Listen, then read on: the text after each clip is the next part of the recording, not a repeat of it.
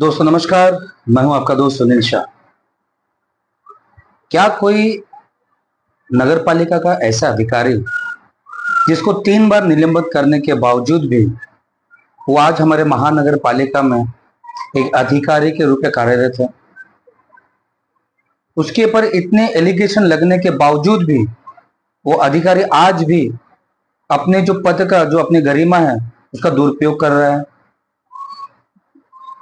10 से 15 साल के करियर में जब तक वो कुर्सी पे बैठा था तब तक हमारे महानगर पालिका को इतना भ्रष्टाचार में लिप्त किया, इतने करप्शन किए कि उसकी हद, बोलते हैं ना, एक पाप का जो घड़ा होता है भर जाता है बाद में फूट जाता है।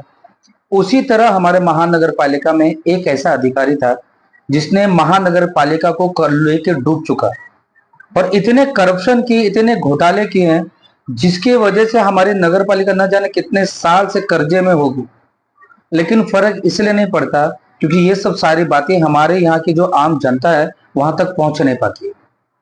दोस्तों, मैं बात कर रहा हूं हमारे महानगर पालिका में सुखदेव दरवर्षी की। इस बंदे ने 2002 में, मेरे ख्याल से 92 में शायद, जब हमारे यहाँ विरारवासी में नगर परिषद था तब से ये वहां पर कार्यरत है। लेकिन उसकी इतने कार्यशैली में उसको 3 बार नगर पालिका में सस्पेंड कर दिया। पहला सस्पेंशन ऑर्डर उसका 2002 में निकला था, जब उसने इतना कम से कम 4 से 5 जो घोटाले किए, जो करप्शन किए, वो बहुत बड़े बड़े किए। जैसा कि मैं आपको बताना चाहूंगा कि 2002 में हमारे सुखदेव दरवर्षी ने, जो आप देखोगे शाम के समय आपके क्षेत्र में जो धुआं मारने आते हैं, मच्छर भगाने के लिए आते हैं, तो उसमें जो पेट्रोल और जो डीजल लगता है, इसमें हमारे सुखदेव दरवर्षी ने हेरा फेरी किया था। उसके बाद जो अधिकारी का जो हाजिरी होता है, जो पगार होता है, समझ लीजिए उनका हाजिरी जितना दिन का, 30 दिन का या 25 दिन का जो हाजिरी लगा दिया जाता है, वो हाजिरी में भी उस बंदे ने हेरा फेरी किया था। यहां तक कि समझ लीजिए जो छोटे मोटे जो अधिकारी होते हैं, जो छोटे मोटे जो कर्मचारी होते हैं, उनको नगर पालिका के द्वारा एक टैबलेट दिया जाता है। जैसे कि वो झाड़ू मारता है, जो गटर में कचरा में रहता है, जो गटर में उठा के गंदगी साफ करता है, 3 महीने 6 महीने में उनको एक दवा दिया जाता है ताकि उनको किसी भी तरह का बीमारी ना पकड़े। लेकिन हमारे सुखदेव दरवर्षी ने उसमें भी करप्शन किया था। ये 2002 की बात है। 2002 में जब भी कोई बड़ी मीटिंग होती थी, उस मीटिंग में उपस्थित होता ही नहीं था। मतलब इतना अपना रूप बना के रखा था महानगर पालिका में, उस समय नगर परिषद में। उसके बाद जब इनके बारे में जब ये पता चला कि भाई इतने करप्ट हैं, तो 2002 में इनको निलंबन कर दिया था। फिर किसी तरह हाथ पैर जोड़ के वापस इन्होंने अपना पद ग्रहण किया। लेकिन फिर 2010 में फिर कोई करप्शन किया, फिर उनको नौकरी से हाथ धोना पड़ा। उसके बाद 2014 में भी इन्होंने कुछ काला कांडी किया था, फिर उसी समय भी फिर भी इनको निलंबन कर दिया था। फिर न जाने किसी तरह 2015 से लेकर 2025 तक आज महानगर पालिका को एकदम खोखला बना के रखा हुआ है। दीनदयाल योजना एक ऐसा सरकारी योजना है जिसके तहत हमारे सुखदेव दरवर्षी ने बहुत बड़ा स्कैम, बहुत बड़ा करप्शन किया है। पहला ये है कि जिस समय 2022 से लेकर 2024-25 तक महानगर पालिका ने किसी को भी, जिसने समझ लीजिए जो विकलांग होते हैं, उनको एक टपरी आवंटन किया जाता है, तो ये आवंटन करना 2022 से लेकर 2024-25 के बीच में बंद था। लेकिन सुखदेव दरवर्षी ने अपने निजी सिग्नेचर पे पास करके ये चीज उनको पूरा करके दिया। अभी आप लोग बोलेंगे अरे भाई अच्छा काम कर रहा है। क्या होता है कि अगर सिफारिश करने के बाद अगर एक लेटर के ऊपर, समझ लीजिए अगर आपके क्षेत्र में कोई ऐसा बंदा है जो विकलांग है, अगर उसको सर्टिफिकेट चाहिए, उसको एनओसी चाहिए, तो 20 से 25 हजार लिया जाता था। जहां तक मुझे खबर मिली है, एक एनओसी पास करने के लिए 20 से 25 हजार लिया जाता था। तो न जाने विरारवासी में कितने ऐसे विकलांग लोगों के लिए जो टपरी दिया, न जाने कितने इतने बड़े करप्शन हुआ है। इसकी जांच होना बहुत जरूरी है, क्योंकि क्या है, मुझे एक लेटर ऐसा मिला है जिसमें सुखदेव दरवर्षी की साइन न होके उसके टेबल के नीचे से एक ऐसा साइन करके निकला गया है। वो सुखदेव दरवर्षी कहता है कि ये मेरा साइन नहीं है और मेरे साइन का, मेरे टेबल का गलत उपयोग किया गया। अरे मान लीजिए अगर आपके घर में कोई ऐसी चीज मिलती है जो गैर कानूनी हो सकता है, तो जब पुलिस वाला आपसे इंक्वायरी करेगा तो आप ये कहोगे कि मुझे क्या पता मेरे घर से कैसा निकला।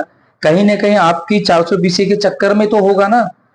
तो उसी तरह उनके टेबल से जो पेपर निकला था, वो पेपर मेरे हाथ में आया था नवंबर या दिसंबर के समय। तो मैंने, हमारी एक पत्रकारिता थे शिवानी दुबे, उनको ये पेपर दे के भेजा गया था कि जाके आप इसका इंक्वायरी करो। तब पता चला कि अरे यार, ये मुझे पता ही नहीं चला, मेरे इधर से नाक के नीचे मेरा ये 420 हुआ, हमको केस करना है। तो 26/12/2024 को सुखदेव दरवेशी ने आचरण पुलिस स्टेशन में एक अर्जी बना के रखा कि इस पे जांच हो। अरे जांच क्यों हो, इस पे एफआईआर होना चाहिए। ठीक है, आज 3 महीने हो गए। 3 महीने में सुखदेव दरवेशी कितनी बार पुलिस चौकी गया?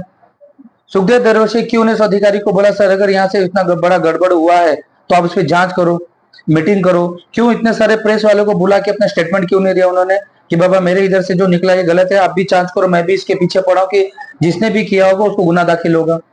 इसलिए नहीं किया क्योंकि कहीं ना कहीं सुखदेव दरवेशी को इसके बारे में जानकारी है। और सुखदेव दरवेशी एक ऐसा अधिकारी है, मसलन अगर आपके क्षेत्र में कोई गटर पास होता है, कोई रोड पास होता है, इतना कि पीने का पानी अगर आपके क्षेत्र में पास होता है, तो आपके सह आयुक्त से लेके कमिश्नर से लेके वहां से जितने भी अधिकारी है, 4-5 अधिकारी का सिग्नेचर लगता है।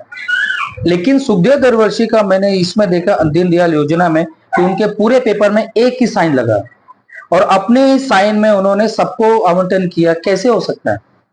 इसके ऊपर कुछ डिप्टी होगा, उसके नीचे ऊपर उसके ऊपर कोई तो अधिकारी होगा, या कमिश्नर साहब के सिग्नेचर बिना ये पेपर मार्केट में कैसा चालू है? कहीं ना कहीं क्या हमारे अनिल पवार साहब से भी सुखदेव दरवेशी इतना बड़ा हो चुका है कि उनको, अनिल पवार साहब को भी डर लगता है कि इसके खिलाफ मैं कुछ करूंगा तो शायद मुझे फंसा दे। 30 या 1 तारीख को, अप्रैल में 30 में 28 मार्च 30 मार्च को या 1 अप्रैल को उनकी विदाई है। कहने का मतलब रिटायरमेंट है। लेकिन इतने साल जो उन्होंने करप्शन किया है, ये कैसे बच के निकल जाएंगे? उनको बचाने के लिए हमारे महानगर पालिका के कुछ अधिकारी उनको सपोर्ट में है। अब क्यों, किस लिए, ये वो दोनों जानते हैं।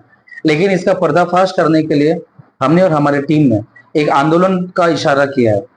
कल महानगर पालिका में हमारे एक आंदोलन जाएगा, ताकि सुखदेव दरवेशी जब से महानगर पालिका में कार्यरत था, तब से लेकर आज तक इसके पूरी पैसे की जांच होगी। जितना भी उन्होंने काम पास किया है, वो सारे काम, जो काम पास हुआ उसकी जांच होगी। मुझे यहाँ तक पता चला है कि जो डस्टबिन अगर आपके क्षेत्र में आता है, वो डस्टबिन में भी सुखदेव दरवेशी ने करप्शन किया है। जो आपकी तरफ में जो गाड़ी घूमती है, कचरे की घंटी गाड़ी घूमती है, उस पर भी उसने करप्शन किया है। ये हमें कल पूरी जानकारी मिलेगी। हम पूरी जानकारी इकट्ठा करके हमारे अनिल पवार साहब से हम एक अर्जी देंगे और आने वाले टाइम पे हम लोग, मतलब मैं और हमारी टीम, एक आंदोलन, भूख हड़ताल पे हम लोग बैठेंगे। जब तक सुखदेव दरवेशी पे कार्रवाई नहीं होगी, तब तक उस आंदोलन में हम लोग हटने वाले हैं। भले सुखदेव दरवेशी की पहचान बहुत बड़े बड़े लोगों से है, भले उनकी पहचान विरार वसे के अच्छे से लोगों से, तो ये उसका डर या किसी पत्रकार को बेच के हमारे बारे में जानकारी निकाल के हमारे बारे में बदनाम करने की कोशिश करेंगे, तो भी कुछ फर्क पड़ने वाला बिल्कुल ही नहीं है। क्योंकि मैं सुनील शाह, मैं जिस अधिकारी के ऊपर हाथ डालता हूँ, मैं बहुत सोच समझ के हाथ डालता हूँ। क्योंकि अगर वो कहीं से भी करप्शन से लिप्त है, तो उसको मैं छोड़ूंगा नहीं। सुखदेव दरवेशी ने मुझसे एक बार कहा था कि आपके संतोष भवन के लोग कचरे में रहते हैं, तो हम वहां पर क्या कचरे की गाड़ी भेजें? पहले आप अपने जाके वहां पर घर पट्टी बनाओ, तब हम आपको गाड़ी भेजते हैं। मतलब वो हमारे संतोष भवन वालों को इतना तक कह चुका था। तो आज उसको पता चलेगा कि संतोष भवन में सुनील शाह नामक व्यक्ति है, जो उसके पीछे हाथ धो के पड़ा हुआ है। जितने साल उन्होंने करप्शन करके अपना पैसा कमाया होगा ना, उसके मुंह में हाथ डाल कर निकालने की जिम्मेदारी मैंने उठाया। अब ये कहां से कहां तक पहुंचेगा, ये तो मैं ही जानता हूं या ऊपर वाला जानता है।